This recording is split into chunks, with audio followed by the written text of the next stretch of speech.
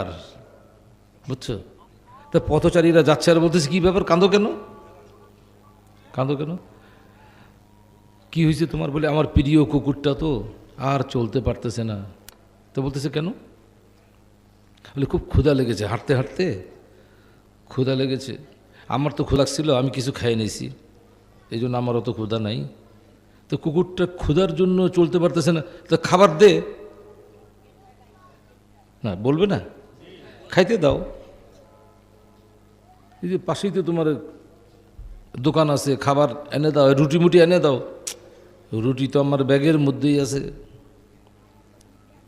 তো এটা আবার কি কথা? তো রুটি ব্যাগের মধ্যে আছে, দে খাওয়া।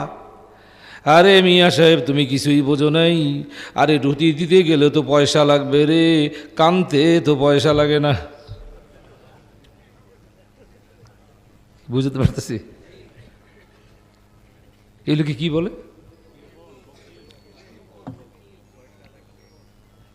জান্নাতের দরজায় লেখা থাকবে আল বাখিল লা ইয়াদখুলুল জান্নাহ, বখিলের জন্য জান্নাতে ঢোকার কোনো সুযোগ। কেতাবেও নবীজি বলেছেন, আরে আহাম্মক তুই কি করলি রে, সারা জীবন এত ঘাম ছুটায় রক্ত পানি করে টাকা পয়সা জোগাড় করলি, নিজেই তো তুই ভোগ করতে পারতেছিস না, এগুলো জমা করে কি করবি? এই টাকা পয়সার এই ধন দৌলতের তুই এই ধন দৌলত তুই আটকে রাখতে পারবি না, নিজের জন্য কাজে লাগাতে পারবি না। এই ধন সম্পদের মালিক অন্য কেউ হয়ে যাবে, অন্য কেউ হয়ে যাবে, তোর উত্তরসূরি হয়ে যাবে। তোর উত্তরসূরি না থাকলে গভর্নমেন্ট নিয়ে নেবে, কি তাই না? তুই ভোগ করতে পারবি না। কোনো ভিক্ষুক তার দরজায় যাওয়া নিষেধ, এরকম আছে না? দরজায় কুকুর রেখে দিয়েছে, কুকুর কেউ আসলেই যেন কুকুর তাড়ায় দেয়, ভিক্ষুকে তাড়ায় দেয়। কেতাবে উল্লেখ করা হয়েছে, ভিক্ষুকের ডাক তোমার যতই খারাপ লাগুক, ভিক্ষুকের জন্য তোমার দরজা যতই বন্ধ থাকুক, আজরাইলের জন্য তোমার দরজা বন্ধ থাকবে না। ঠিক না বেঠিক? অনেক অতায় হাদিস শরীফে রয়েছে। কি বোঝা যাচ্ছে? বোঝা যাচ্ছে এই রকম কচুর পাতার পানির মতো ইমান নিয়ে বসে থাকলে হবে না, ইমানদার হলে হবে না। একদম শক্ত হিমাদ্রির মতো একদম গোড়া, যেমন সুবহানাল্লাহ বিহামদিহি, ওই রকম সীসা গলিত প্রাচীনের মতো ইমানদার হতে হবে। সুবহানাল্লাহ। কিভাবে হবে? নবীজি বলেন, জাদ্দিদু ঈমানাকুম বিকাসরাতিল কওলি লা ইলাহা ইল্লাল্লাহ। হে ঈমানদার উম্মতেরা আমার, তোমরা তোমাদের ঈমানটাকে নবায়ন করো, ঈমানটাকে রিনু করো, রিনু বোঝো না?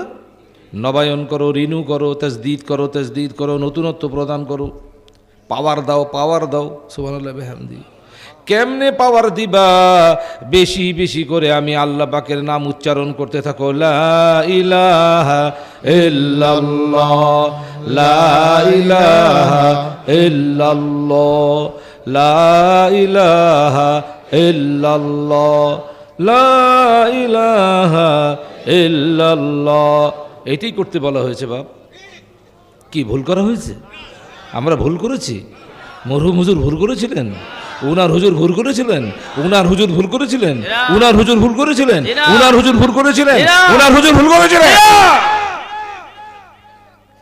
আমার ভুল ধরতে আসছে। আমার ভুল ধরতে গেলে মদিনা শরীফ পর্যন্ত ভুল ধরতে হবে।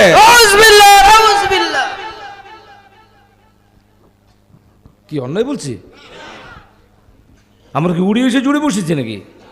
হ্যাঁ, আমি কি উড়িয়ে এসে জুড়ে বসেছি নাকি? জিজ্ঞাসা করো। মরহুম হুজুরের হাতের সন্তানরা নাই? জিজ্ঞাসা করো। বকওয়াস করো। আমাদের সম্পর্ক একদম মদিনা শরীফ পর্যন্ত ফ্রেশ হয়ে আছে। মুর্শিদ কিবলা কাবিলে মুকাম্মিল আমাদের তাজুল খুব ভালো বলতে পারে। তাজুল তো সারা জীবন মরহুম হুজুরের টোপলা বহন করছে, টোপলা। এমন এমন ঘটনা ঘটছে বললে পরে শরীর শিউরে ওঠে। সফরে তাজুল নাই এখানে?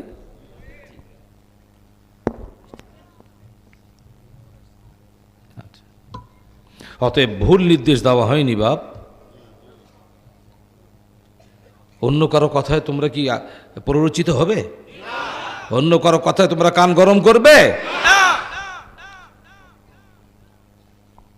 অতএব নিজেরটা নিয়ে থাকো। Well your own machine. তোমাদের কেউ কিছু তোমাদের বিরুদ্ধে বললে বলে দিবা ওয়েল ইউর ওন মেশিন। তোমার চরকায় তেল দাও হে, আমার চরকায় তোমাকে তেল দিতে হবে না। পারবে না? পারবে না? তুলে দেখাও। ইনশাআল্লাহ। আমাদের চরকায় তোমাকে তেল দিতে হবে না হে। তোমার কত তেল আছে যে দিবা? আমাদের চরকা তো অনেক লাখ লাখ কোটি কোটি। তোর কয় মন তেল আছে রে? তোর একটা চরকায় তেল দিয়ে একটু হইলে হয়ে যাবে। ঠিক না? ঠিক। সবাই নিজেরটা বোঝে বাপ, সবাই নিজেরটা বোঝে না। যে এটাই দুনিয়ার রীতি, নিজেরটা আগে বোঝে। আমরা নিজেরটা বুঝবো না কি করতে? বুঝতে পারতেছি? নিজেকে চেনো, নিজেরটা বোঝো, পরেরটা বোঝার তোমার কোনো প্রয়োজন নেই। যার যার আমল, যার যার আমল। এটাই হচ্ছে এবার ইসলাম মাহফিলের সবক। যার যার আমল তার তার। আমার আমল নিয়ে তোর আমল নিয়ে আমি মাথা ঘামাই না, আমার আমল নিয়ে তুই মাথা ঘামাবি কেন? মুয়াজ্জিনের আজান শুনে আমি নবীজির নাম যখন মুয়াজ্জিন উচ্চারণ করবে, আমি তখন মনের আবেগে মহব্বতের আতিশয্যে আমি চোখে বুঝা দিবই দিব। সুবহানাল্লাহ। আমরা রাজি আছি না? হাত তুলে দেখো। আমিন আমিন। তোর কি গুনাহ হইলে আমার হবে, তোর কি? কি বুঝতে পারতেছি? এত দরদ। এক সন্ধ্যা খাবার নাই, দিব? আরে দিবা নাকি হে তুমি? এত দরদ। আমরা এটা বিশ্বাস করি, নবীজির জন্য দরদ দেখাবো। আমার এক সন্ধ্যায় যদি খাবারের ব্যবস্থা না থাকে, মদিনা শরীফ থেকে আমার খাবারের ব্যবস্থা হতে পারে। নারায়ে তাকবীর। আশিকে রাসূল, আশিকে রাসূল, নাইবে রাসূল, নাইবে রাসূল, রাসূল নামা, রাসূল নামা। নারায়ে তাকবীর। নূরিয়া দরবার শরীফ। তোর চটকদার বক্তৃতা আমার দরকার নাই, তোর চটকদার বক্তৃতার বয়ানের আমার কোনো দরকার নাই, তোর হাইব্রিড মার্কা উচ্চারণের কোনো দরকার নাই। আমার নবীজি কলিজা ঠান্ডা করা কথা আমাদের শুনিয়ে গেছেন, ইন্নামা আনা কাসিম আল্লাহু আকবার। ওয়াল্লাহু মুতি ওয়াল্লাহু ইউতি। আরে আমি বন্টনকারী রে, রে দুনিয়ার মানুষ শোন, ইন্নামা আনা কাসিম। আল্লাহ পাক যেমন সব কিছুর রব, আমি হচ্ছি আল্লাহ পাকের সমস্ত নেয়ামতের বন্টনকারী, বন্টনকারী। I am just a distributor. I am just a distributor, but the grant is from Allah. আমি সৃষ্টি করি না, আমি কোনো কঠিন কাজ করি না। সৃষ্টির কাজ, দান করার কাজ আল্লাহ পাক করেন, কঠিন কাজ আল্লাহ পাক করেন। করে করে আমাকে সব কিছু হাদিয়া করেন, হাদিয়া করেন, হাদিয়া করেন। ইন্না আ'তাইনাকাল কাউসার। আজকের আলোচনার বিষয় আমি নামাজ থেকেই তৈরি করে এনেছি। ইন্না আ'তাইনাকাল কাউসার। আল্লাহু আকবার। কবির। হাবিব আমার, ও মাই beloved রসুল সাল্লাল্লাহু আলাইহি সাল্লাম, I have granted you abundance and abundance সুবহানাল্লাহ বিহামদিহি। হাবিব আমার, আমি আপনাকে কাউসার হাদিয়া করেছি। কাউসার মানে কি রে? হ্যাঁ, কাউসার মানে পোটলা। হ্যাঁ, কাউসার দান করেছি, তার মানে হাবিব আমার খায়রুন কাসির আমি আপনাকে দান করেছি। সমস্ত সৃষ্টির মধ্যে যেমন আমি আপনাকে সবচেয়ে সুন্দর করেছি, সমস্ত সৃষ্টির মধ্যে সুন্দর সুন্দর জিনিসগুলোই আমি আপনাকে হাদিয়া করে দিয়েছি। Granted you, I have granted you, not I shall grant you. আমি আপনাকে দান করব না, করেই দিছি। এই আয়াত শরীফ যখন আল্লাহ পাক নাজিল করলেন, নবীজি তখন বলছেন, তাহলে ইন্নামা আনা কাসিম, সব যখন নিয়ামত আল্লাহ পাক আমাকে হাদিয়া করেছেন, বন্টন করতে তাইলে আমার অসুবিধা কোথায়?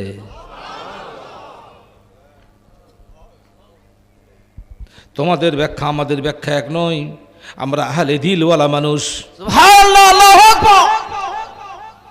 আমরা আহলে দিলওয়ালা মানুষ, মর্দে কামিল হতে পারি নাই, মর্দে কামিল হওয়ার জন্য প্রাণান্তকর চেষ্টা করে চলেছি। আমাদের ব্যাখ্যা এইরকম, নবীজি বলেছেন, রে দুনিয়ার মানুষ, মক্কা শরীফে কাবা ঘরের উপরে প্রতিদিন 120টা রহমত নাজিল হয়। কয়টা? 120টা রহমত নাজিল হয়। কি রহমতগুলা ভাগ করে দিতেছেন, সুবহানাল্লাহ বলো। কীরকম বন্টনকারী বোঝো এইবার? কানার বাচ্চা কিছুই বোঝে নাই, কি বন্টন করে রে? রহমত তো নাজিল করেন আল্লাহ পাক, বন্টন করতেছেন নবীজি। আল্লাহ পাকের দেওয়া 120টা রহমত আল্লাহ পাক কিছুই বলেন নাই, নবীজি বন্টন করতেছেন। ওরে সর্বনাশ! মুফতি সাহেব ঠিক আছে না? নবীজি বলতেছেন, আরে দুনিয়ার মানুষ, 120টার মধ্যে 60টা, অর্ধেকটাই হচ্ছে লিত্তাওয়াফিন। 120-এর মধ্যে অর্ধেক 60টাই হচ্ছে তওয়াফকারীদের জন্য। ওখানে কয় ধরনের মানুষ আছে? কাবা ঘরে 3 ধরনের মানুষ আছে, ভাগ করে দিতেছেন। 60টা হচ্ছে তওয়াফকারীদের জন্য, আর 40 লিল মুসাল্লিন, 40টা হচ্ছে মুসল্লিদের জন্য, 20 লিন নাজিরিন, আর 20টা হচ্ছে দূর থেকে যারা কাবা ঘরের দিকে তাকায় আছে তাদের জন্য। কে বন্টন করতেছে? কত জোর দেখো! রহমত আল্লাহ পাকের মাঝখান থেকে উনি এইরকম জোর। জোর আছে না নাই রে? আরে বন্ধুর জন্য বন্ধু না, তা জোর হবে না তো কি হবে কও?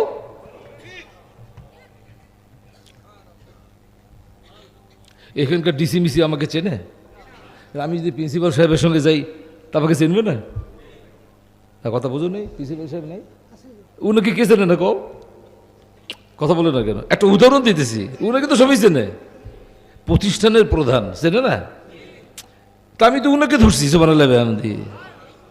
আমাকে ওখানে যে পরিচয় দেওয়ার দরকার নেই তো, উনি পরিচয় করাই দিবেন। উনি বলবেন, he is my friend, he is my বর্জব। ইয়েস ইয়েস ইয়েস, এই 2টা চেয়ার দাও, 2টা চেয়ার দাও। আরে যখন উনি যাবেন, উনাকে বলবে যে একটা চেয়ার দাও, প্রিন্সিপাল সাহেব আইছে। উনি যখন বলবে, my friend is coming with me, এত 2টা দাও, তাহলে 2টা দাও। ঠিক বলতেছি তো নাকি? এইরকম আল্লাহ পাক কিছুই নিষেধ করেন নাই। হাবিব আবার যেভাবে মন চায় সেইভাবে আপনি বন্টন করে দেন, আমি কিছুই বলবো না। আপনার বন্টনে আমি 16 আনাই খুশি, 16 আনাই খুশি।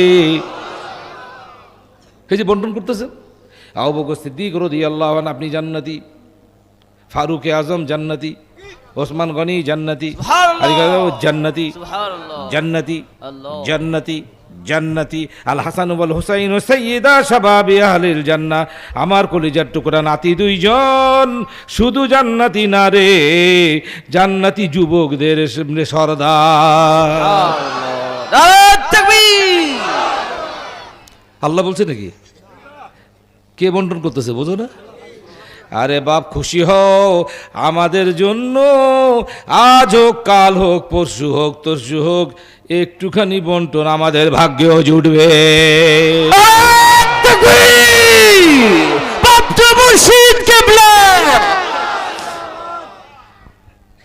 মক্কা শরীফ নিয়ে ব্যস্ত, কাবা ঘর আছে, আর আল্লাহ পাক বলতেছেন 120টা রহমত নাজিল হয়। 24 ঘন্টায় কয়টা নাজিল হয়?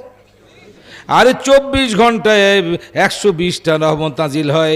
আল্লাহ পাক তার হাবিবকে বলছেন, হাবিব আমার 120, 220, 1 লাখ, 2 লাখ, 1 কোটি, 2 কোটি ওজুদ উরবুদ নয়, আপনি হচ্ছেন রহমাতুল লিল আলামিন। ঘর আমার 120, বন্ধু আমার রহমতের ভান্ডার। ওয়াজ বোঝো, বোঝো বোঝো। উনি শুধু কাবা ঘর ধুয়ে পানি খাবেন, উনি জিয়ারত মদিনায় করতেই যাবেন না। আরে হজ কেন করবি, জাকাত কেন দিবি, নামাজ কেন পড়বি, রোজা কেন রাখবি, দান খয়রাত কেন করবি, তাফসির কেন ফাটাবি, তাফসির কেন করবি করাবি, কিসের জন্য? জান্নাতের লোভে, জান্নাতের লোভে, ঠিক না বে ঠিক? আর ওই জান্নাতটা কাবা ঘরে নাই রে, মক্কা শরীফে নাই রে। মক্কা শরীফে কাবা ঘর আছে, আল্লাহর ঘর আছে, মিনা আছে, মুজদালিফা আছে, আরাফাত আছে, আর কি আছে, এই মাকামে ইব্রাহিম আছে, হাজরে আসওয়াদ আছে, আর কি আছে, জমজম পানি আছে, ইত্যাদি ইত্যাদি আছে। কিন্তু মদিনা শরীফে জান্নাতটাই আছে।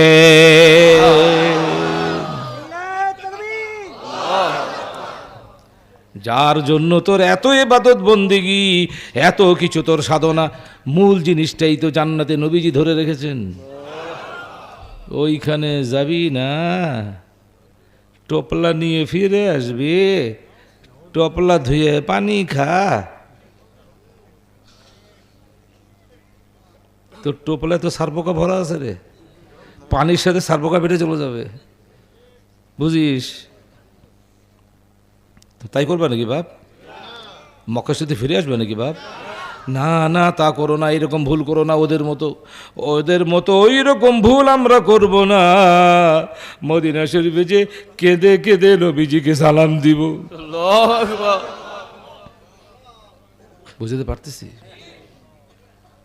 একজন লোক বলে ফেলি নাকি, সংক্ষেপ করতে চেয়েছিলাম।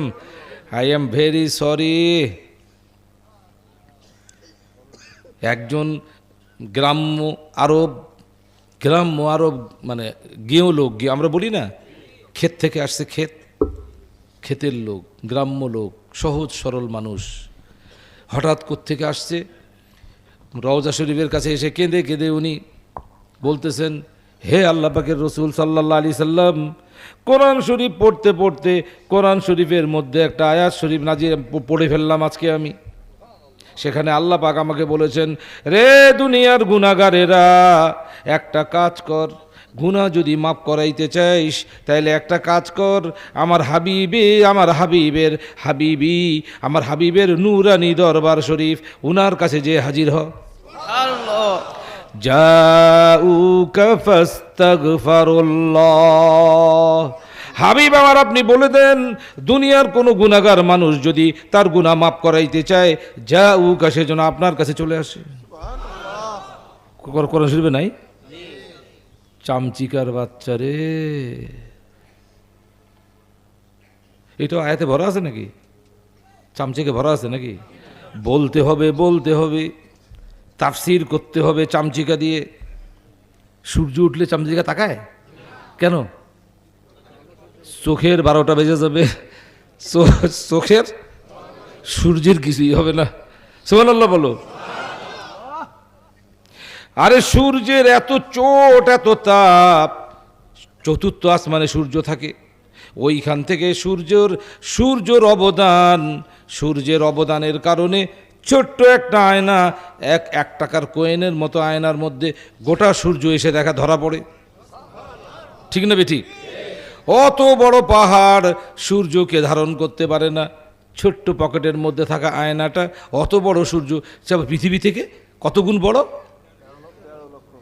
এইবার বোঝেন, 13 লক্ষ গুণ বড় একটা সূর্য পৃথিবীর চাইতে। ওইটা পৃথিবীর ভিতরে ছোট্ট 1 টাকার একটা কয়েনের মতো আয়না, পুরা ঢুকে পড়ছে। সুবহানাল্লাহ হইল না?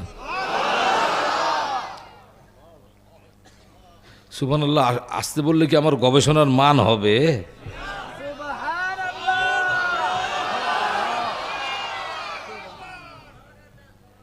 কেউ কোনোদিন শোনে নাই এই আওয়াজ? দিনাজপুরের মানুষ তো দূরে থাক, বাংলাদেশের মানুষ এই আওয়াজ শোনে নেই এখনো।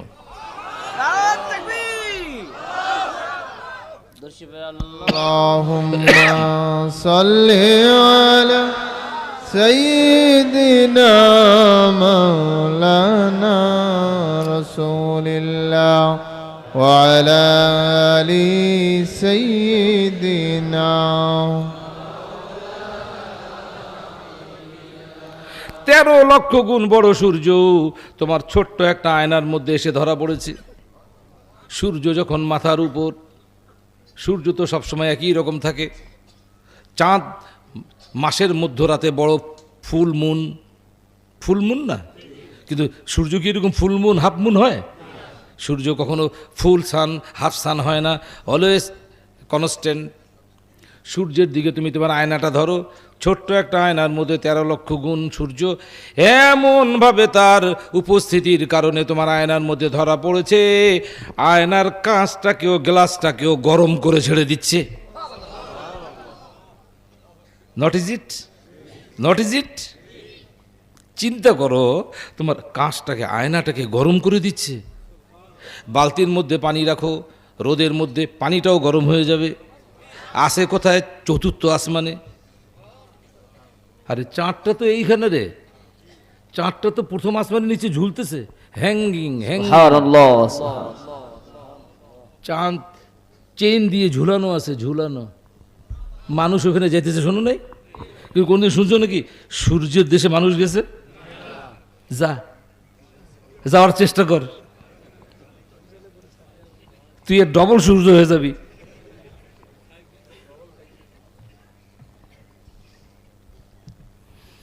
এরপরে কি হয়েছে দেখো, ছোট্ট তোমার আয়নাটাকে গরম করে ছেড়ে দিছে।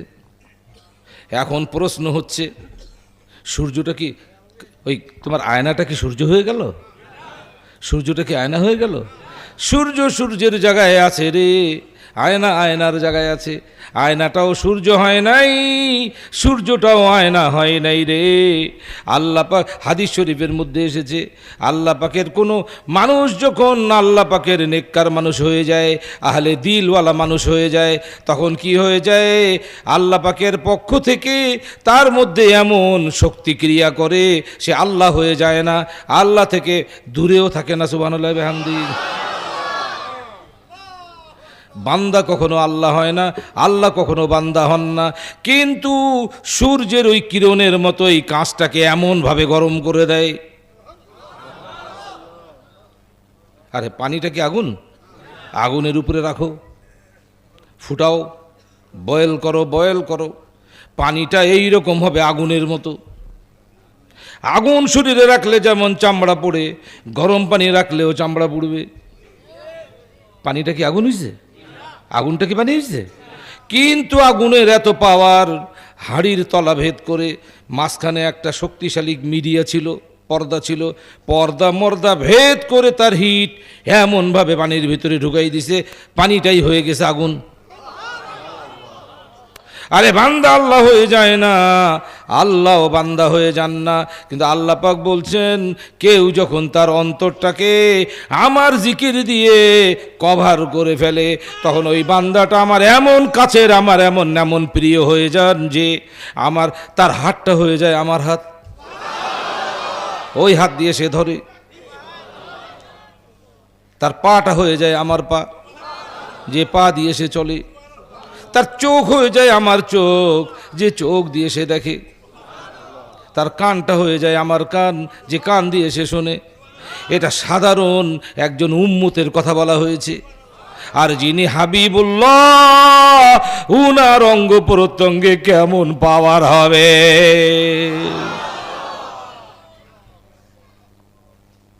ভাবনার বিষয়।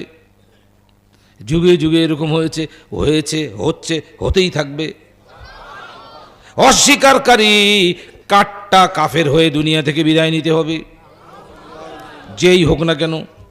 কোরআন শরীফে দেখো 9 নম্বর পাড়ায় মস্ত বড় একজন মৌলবি, যে মৌলবির চোখে এত পাওয়ার, উপরের দিকে তাকাইলে চশমা ছাড়াই সে একদম আরশে আজিম দেখত। এইভাবে তাকাইলে চশমা ছাড়াই, কোনো যন্ত্র ছাড়াই তাহাতা সারা পর্যন্ত দেখত। যা দোয়া করতো তাই কবুল হয়ে যাইত। সেই মৌলবীর নাম কি জানো? বলে দিব, বালআম বিন বাউর। বালআম বিন বাউর সে কি করলো? বিছানার মুফতি। এই তো ওয়াজটা গোলমাল হয়ে গেল। হুজুর বিছানার মুফতি চেনো না? ব্যাখ্যা করতে হবে নাকি? বোঝো তাইলে? যাক, আলহামদুলিল্লাহ, ওয়াজ বুঝার লোক কিছু হয়েছে। বিছানার মুফতির অসওয়াসায় এমন ভাবে তার মাথা নষ্ট, বিছানার মুফতির অসওয়াসায় এমন ভাবে মাথা নষ্ট। বিছানার মুফতি কি করেছে? গ্রামের লোকজন এসে অ্যাটাচি ভর্তি সোনা দানা দিয়ে গেছে, একদম মাথাই নষ্ট। তারপরে তার কথায়, বিছানার মুফতির কথা সে কি করলো? ওই জামানার নবীর বিরুদ্ধেই বরদোয়া করে দিল। মরছে মরছে মরছে। ও তো ভাবছে আমি যে দোয়া করি তাই কবুল হয়, নবীর বিরুদ্ধেও বোধহয় হবে। তাই কোনো দিন হয়? বলো, তাই কোনো দিন হয়? আরে পেরেক কি পাহাড়ে পাথরে ঢুকবে? ইটেই ঢুকতে চায় না, পেরেক পেরেক। সেই পেরেক তুই পাহাড়ে ঢুকাবি? ঢুকাইতে চেষ্টা করতেছে, 1 বার 2 বার 3 বার বরদোয়া করতেছে নবীর বিরুদ্ধে। দোয়া তো উপরে যায় নাই, মাথার উপরে ওঠে নাই, সামিয়ানার উপরে তো দূরে থাক, মাথার উপরেও যায় নাই। ওই দোয়া ব্যাক করছে, বুমেরাং হয়েছে। বুমেরাং, বুমেরাং বুঝো না? কোনো জিনিস ছুড়ে দিলে আবার ঘুরে চলে আসে, দোয়া হয়ে গেছে বুমেরাং। দোয়া যখন বুমেরাং, জিভটা তখন বুক পর্যন্ত কুকুরের মতো ঝোলা। বুঝো এবার?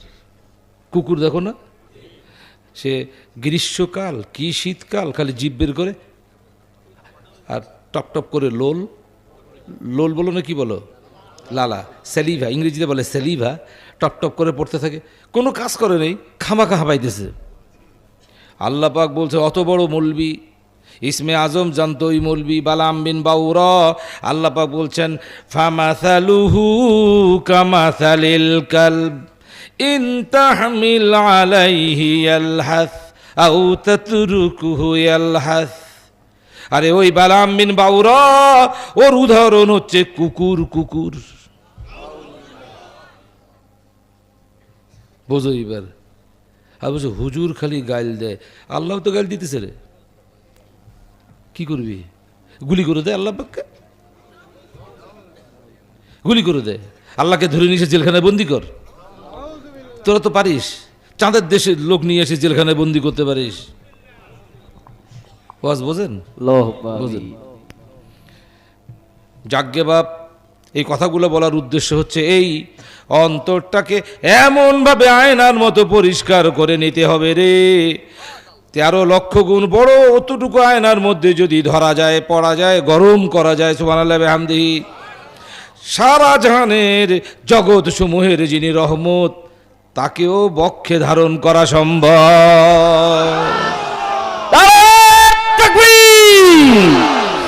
নূরে মুকাররম, নূরে মুকাররম, সাহিব ইলমে গায়ব, সাহিব ইলমে গায়ব, নারায়ে তাকবীর।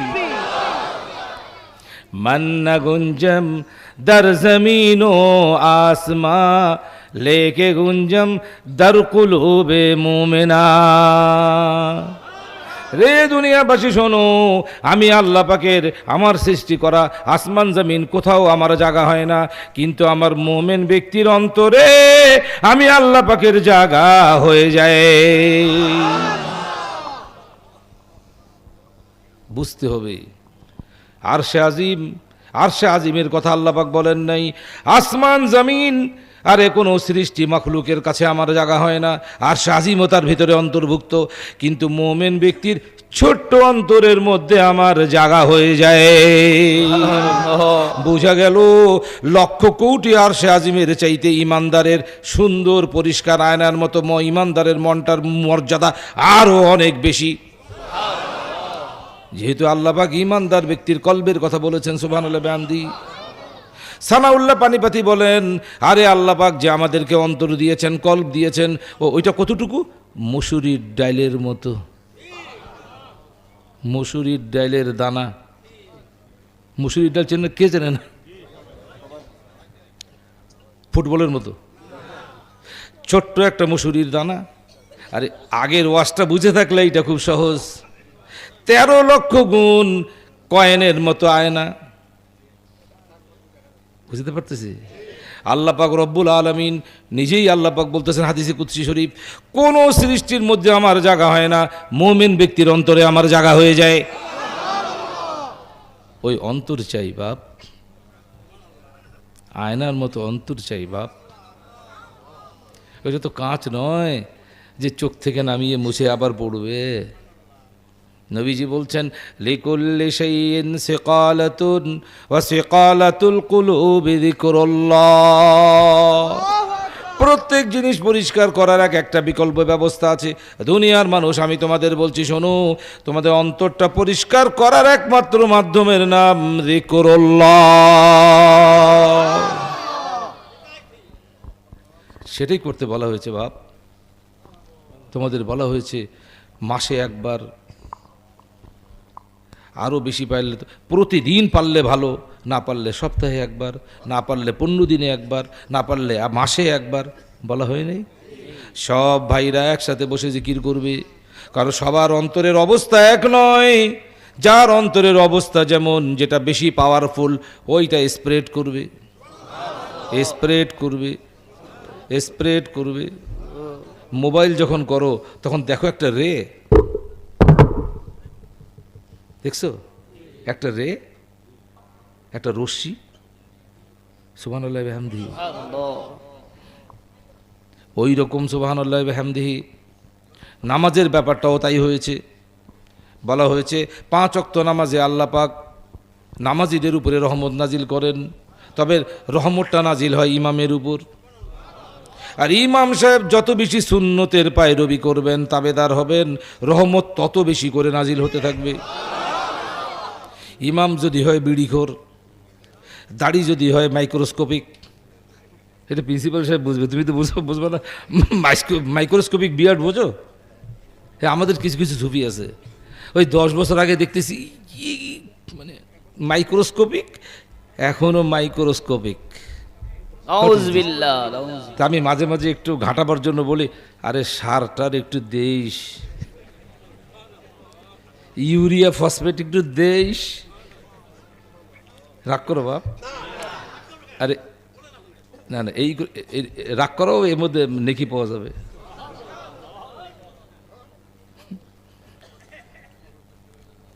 ইমাম যদি হয় ওই অবস্থা, বুঝো নেই? ইমাম যদি মুরগি চোর হয়, মুসল্লি তো গরু চুরি করবেই, কি বোঝো নেই? বলে আমার ইমাম সাহেব যখন ছোটোখাটো চোর, আমি মুসল্লি তো একটু বড় চোর হবই। সুন্নত। ইমাম সাহেব যেখানে দাঁড়ায় ওটাকে কি বলে? মেহরাব। মেহরাব যুদ্ধ করার জায়গা। কার সাথে যুদ্ধ করবে? ওই পাশে কি শত্রু আছে নাকি রে? ওইটার নাম মেহরাব কি জন্য? পুরা ঘরটার নাম মসজিদ, ওইটুকুর নাম আবার মেহরাব কি জন্য? যুদ্ধ করার জায়গা। কি যুদ্ধ করবে? আরে নামাজকে নষ্ট করা কাট্টা কাফের চির জাহান্নামী ইমানের দুশ্মন, ওই দুশ্মনের সঙ্গে ইমাম সাহেব যুদ্ধ করার জন্য মনোবৃত্তি নিয়ে ওখানে প্রবেশ করবেন। আর যে অস্ত্র নিয়ে বসবেন সেই অস্ত্রের নাম হলো সুন্নত। সুন্নত। সুবহানাল্লাহ, তাকবীর।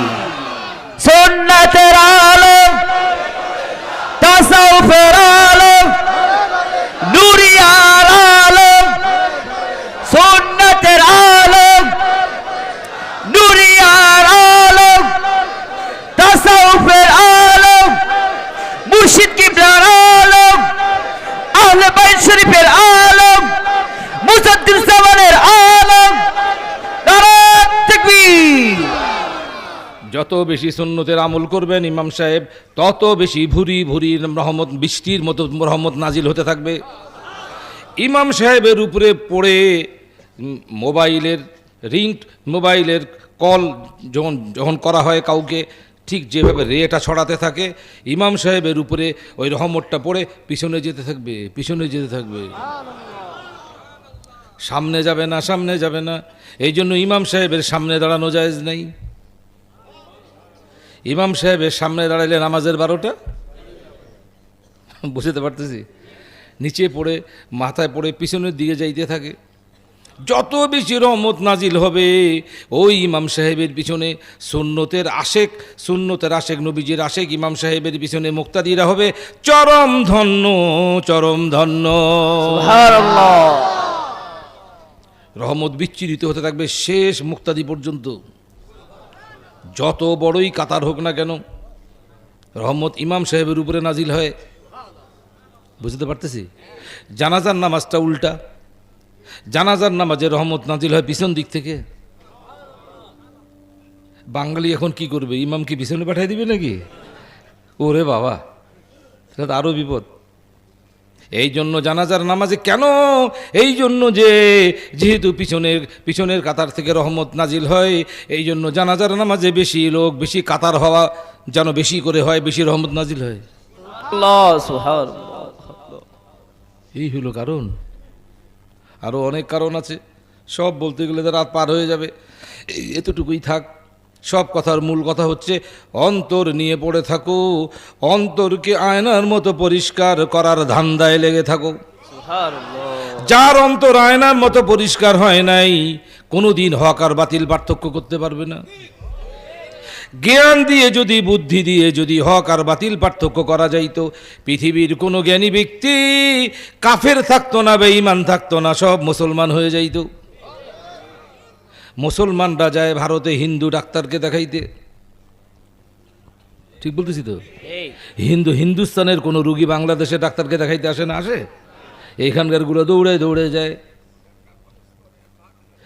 বড় বড় ডাক্তার, ইঞ্জিনিয়ার, টেকনোলজিস্ট, তারা সব কাফের, ঠিক না ঠিক? কাফের, বৈজ্ঞানিক সব কাফের।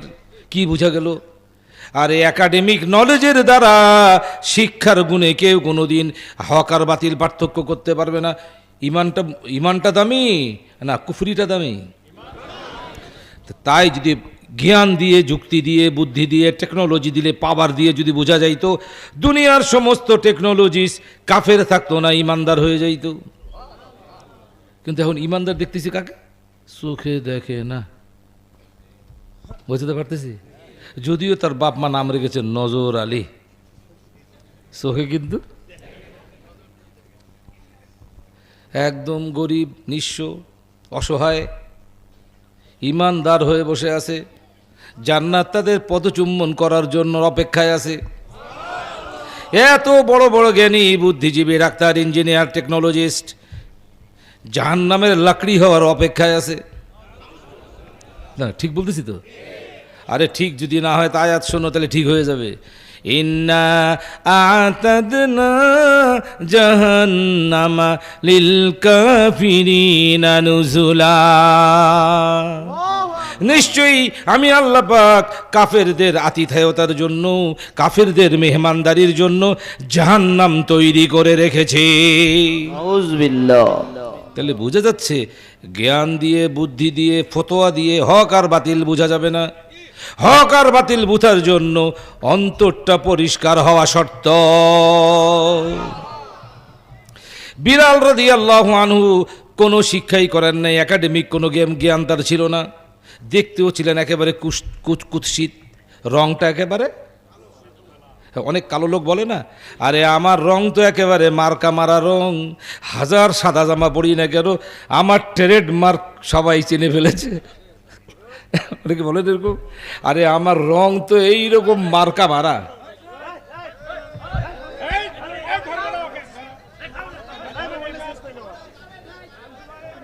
হ্যাঁ, কি হয়েছে, কি হয়েছে?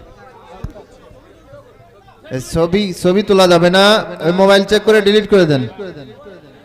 ছবি তোলা ইসলামের দৃষ্টিতে হারাম। ওর মোবাইলটা নিয়ে ডিলিট করো, ডিলিট করো।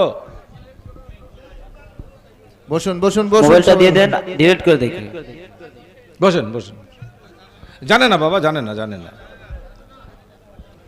আজকাল ওয়াজ মাহফিলগুলো ভিডিও এবং প্রজেক্টরের মাধ্যমে হয়, এই জন্য সাধারণ মানুষ জানে যে এটাও একটা ইবাদত, বলেন নাউজুবিল্লাহ, অথচ এটার করবে না, কারণে করবে না। জাহান্নামী হয়ে যাবে। এটা আরে তো- বাপ, ওয়াজ কি দেখার জিনিস? কিসের জিনিস? তা সোনার জিনিস কি তুমি চোখে ধরে রাখতে চাচ্ছ কেন বাপ? হ্যাঁ, প্রজেক্টর কি করে শোনায় না দেখায়? ওয়াজ কি দেখার জিনিস? প্রথম পয়েন্ট, ওয়াজ তো কখনোই দেখার জিনিস নয়, এটা শোনার জিনিস। মহিলারা কি আমাদের দেখতে পাচ্ছে? তারা শুনছে না? আরে পুরুষরা দেখে দেখে যেভাবে আনন্দিত হচ্ছে, মহিলারা না দেখেই ওয়াজটাকে এমনভাবে গিলছে, ওদের মন পুরুষদের চাইতে আরো বেশি আনন্দিত হচ্ছে। সুবহানাল্লাহ, মুফতি আযম, মুফতি আযম, মুফতি আযম, মুফতি আযম। পুরুষরা দেখে তারপরে রিসিভ করে, মহিলারা দেখেই না, সরাসরি রিসিভ করে। বলবো নাকি আবার মহিলাদের দাম বাড়ায় দিল? ওদের দাম তো আল্লাহ পাকি বাড়াই দিছে রে, আল্লাহ পাকে রসুল বাড়াই দিছে রে। আল্লাহ পাক কেমনে বাড়াইছে দেখো। আল্লাহ পাক একজন মহিলাকে বলতেছেন, এমন একজন মহিলা, ওই মহিলা আমার কাছে নয়, ওই মহিলা হচ্ছে ওয়ালাইসা যাকারু কাল উনসা। যদিও উনি মহিলা, কিন্তু উনি পুরুষের চাইতেও উত্তম। কার কথা বলতেছেন? হযরত মারিয়াম আলাইহিস সালাম। বোঝো এইবার। এরকম অনেক কথা বলেছেন আমাদের নবীজি, বলেছেন আল জান্নাতু তাহতা আকদামিল উম্মাহাত, প্রত্যেক সন্তানের জান্নাত তার মায়ের পদতলে। Paradise lies at the feet of mothers, paradise lies at the feet of mothers. সন্তানের বেহেশত তার মায়ের পায়ের নিচে। বাপ গেল কই? কি প্রশ্ন আসে না? বাপটা গেছে কই? বাপটাও আছে মায়ের পিছনে। সুবহানাল্লাহ বলো। আগে না না, খুশি না বেজার? আরে পিছনে হইলেও তো আছে, একেবারে মাইনাস। ওতেই সান্ত্বনা পাইলে পাও, নয় মুড়ি কিনে চিবাইতে থাকো। আর কোনো অপশন নাই, মুড়ি খাওয়ার অপশনটা বাকি আছে। বুঝতে পারতেছি বাপ, একটু রস দিতে হবে তো, না তো অসুবিধা, তো কান গরম হয়ে যাবে না। এই হইল কথা। সুবহানাল্লাহি বিহামদিহি। সুবহানাল্লাহ। বোঝা গেল একাডেমিক নলেজ দিয়ে হক আর বাতিল পার্থক্য করা যাবে না। আরে বিলাল রাদিয়াল্লাহু আনহু, উনি হচ্ছেন নবীজির মুয়াজ্জিন। সুবহানাল্লাহি বিহামদিহি। সুবহানাল্লাহ। আমাদের দেশে মুয়াজ্জিন নাই? কেউ বলবে নাকি নবীর মুয়াজ্জিন? কেউ কবে? নবীজির কবি আছে শায়রুন নবী, ওনাকে বলা হচ্ছে মুয়াদ্দিনুন নবী। ওরে বাপ, সুবহানাল্লাহি বিহামদিহি। একদম কালো চেহারা, একেবারে আলু ভর্তার মতো। অনেক চেহারা আছে না, আঁকা বাঁকা হয়ে গেছে না, একদম আলু ভর্তার মতো চেহারা, দেখতে কালো কুৎসিত, হাফসি গোলাম, ইথিওপিয়ার লোক। এখন যেটাকে ইথিওপিয়া বলে, তখন সেটাকে হাফসি বলা হতো, হাফসা। এখন যাকে ইরান বলা হয়, তখন তাকে পারস্য বলা হতো, সো অ্যান্ড সো। এখন বাংলাদেশ বলা হয়, আগে কি বলা হইতো? East Pakistan, so and so. এইরকম। তো উনি কি করেছেন? উনি কেঁদে কেঁদে বলতেন, আরে আল্লাহর কসম করে বলছি, আল্লাহর কসম করে বলছি, হেদায়েত আল্লাহ পাকের হাতে বলেই আমার মতো কুৎসিত আগলি মানুষটার কপালে হেদায়েত জুটেছে। কোন মানুষের হাতে যদি হেদায়েত থাকতো, আমার মতো কুৎসিত মানুষকে কেউ কোনোদিন হেদায়েত দিত না। কত সুন্দর কথা বলেছে দেখো। আমরা পারি এত সুন্দর কথা বলতে? আল্লাহু আকবার। আল্লাহু আকবার। উনি ছিলেন গোলাম।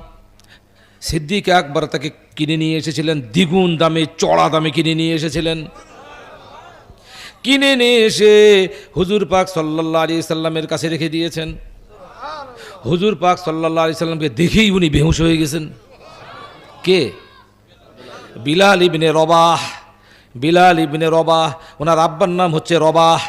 উনি হচ্ছেন বিলাল রাদিয়াল্লাহু আন, মুয়াজ্জিনুন নবী, আউয়ালুল মুয়াজ্জিন, সুবহানাল্লাহি বিহামদিহি। ইসলামের ইতিহাসের প্রথম মুয়াজ্জিন, নাক চ্যাপ্টা, এ বড়ো থে বড়ো, কালো কুৎসিত, আল্লাহ ছাড়া কারো হাতে হেদায়েত থাকলে উনি পেতেন না বলে ঘোষণা দিয়েছেন। দেখেই বেহুশ হয়ে গেছেন, আর উনি সঙ্গে সঙ্গে আল্লাহ পাকের রসুল সাল্লাল্লাহু আলাইহি সাল্লাম তার মাথাটা নিজের কোলের উপরে নিয়ে নিয়েছেন। ওরে ভাগ্য রে, কাইলটা মানুষটার ভাগ্য রে। আমরা ফর্সা মানুষদের ভাগ্য এরকম হতে পারবে না?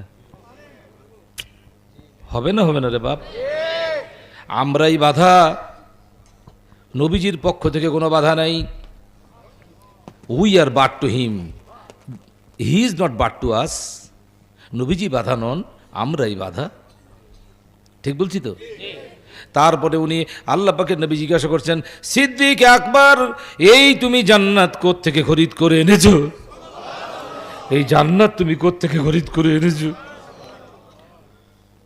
সিদ্দিক আকবর, এই তুমি জান্নাতীকে তুমি যে ক্রয় করে এনেছো, তোমার ক্রয়ের মধ্যে আমাকে অংশীদার করে নাও, আমাকে অংশীদার করে নাও।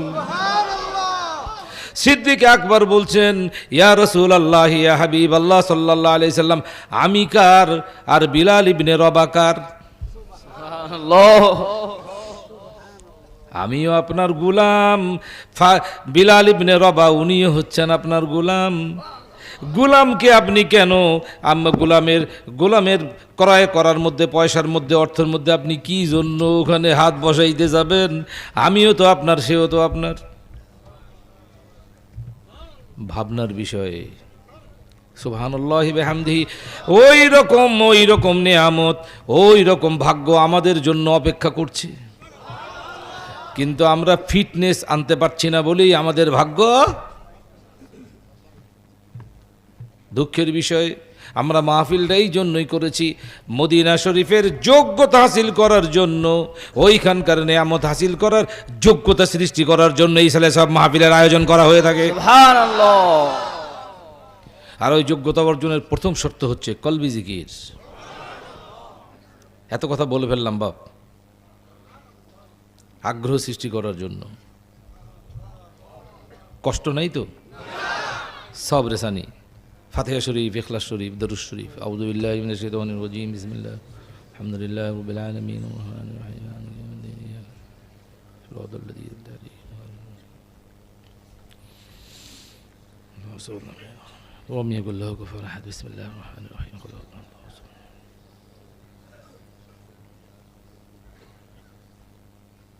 اللهم صل على سيدنا مولانا النبي الأمي عليه الصلاة والسلام. সবরে সানি আল্লাহুম্মা আমিন। اللهم صل على سيدنا مولانا وسيلة। ভুল ত্রুটি বেয়াদবি গোস্তাকি মাফ করে দেন আল্লাহ পাক। আপনার হাবিব হুজুর পাক সাল্লাল্লাহু আলাইহি সাল্লাম শান মান নিয়ে কথা বলার চেষ্টা করা হয়েছে আল্লাহ পাক। ভুল ত্রুটি বেয়াদবি গোস্তাকি মাফ করে দেন আল্লাহ পাক। মঞ্জুর মকবুল করেন আল্লাহ পাক। সাল্লাল্লাহু খিদমত মুবারকে পৌঁছে দিন আল্লাহ পাক। আলা ওয়ালা শুই আজওয়াজ মুতাহহারা সাহাবা ইকরাম রিদওয়ানুল্লাহি তাআলা আলাইহিম আজমাইন তার রহে পাকে হাদিয়ে পৌঁছে দিন আল্লাহ। আম্বিয়া আলাইহিম সাল্লাতু ওয়াস সালাম, সিদ্দিকিন, শুহাদা, সালিহিন, মুমিন, মুমিনাত, মুসলিমিন, মুসলিমাত তার রহে পাকে হাদিয়ে পৌঁছে দিন আল্লাহ পাক। উনাদের উসিলায় আপনার খাস মারিফত মুহাব্বত রেজামতি আমাদের সকলের অন্তরে দান করুন। হুজুর পাক সাল্লাল্লাহু আলাইহি সাল্লাম উনার সুন্নতের পরিপূর্ণ পায়রবি করার তৌফিক দান করুন। উনার সুন্নতের দালাল বানাই দেন। আমাদের কোনো রাজনৈতিক ঠিকানা নাই, দল নাই, পতাকা নাই। আল্লাহ পাক আমাদেরকে সুন্নতের দালাল হওয়ার তৌফিক দান করেন। আমাদের জহির ও বাতিনকে সুন্নতের রঙে রঙিন করে দেন আল্লাহ পাক। মদিনা শরীফের তাওয়াজ্জু ফয়েজ আমাদের অন্তরে এমনভাবে দিয়ে দেন, আগামী বছর ইসালে সব পর্যন্ত আমাদের অন্তরে যেন সেই সব ফয়েজ বরকত টকবক করতে থাকে আল্লাহ পাক। সেই তৌফিক আপনি আমাদের দিয়ে দেন আল্লাহ পাক। আল্লাহুম্মা সাল্লি আলা সাইয়্যিদিনা মাওলানা ওয়াসিলাতি ইলাইহি আলিহি ওয়া সাল্লিম। সুবহানা রাব্বিকা রাব্বিল ইজ্জাতি আম্মা ইয়াসিফুন ওয়া সালামুন আলাল মুরসালিন, আলহামদুলিল্লাহি রাব্বিল আলামিন। চক্ষু বন্ধ করুন, নামাজের কায়দায় বসুন। আমি কলবের দিকে মুতাওয়াজ্জিহ আছি। আমার কলবের জন্য মামদু হযরত মুর্শিদ কিবলা আলাইহিস সালাম কলব আমার আল্লাহ তাআলা জাতে পাকের দিকে মুতাওয়াজ্জিহ আছে। আল্লাহ তাআলা জাতে পাক হতে আল্লাহ তাআলা মারিফতে মুহাব্বতের ফয়েজ আমার কলবে আসুক। চক্ষু বন্ধ করে বাম বক্ষে আল্লাহ আল্লাহ আল্লাহ আল্লাহ আল্লাহ আল্লাহ আল্লাহ আল্লাহ আল্লাহ আল্লাহ আল্লাহ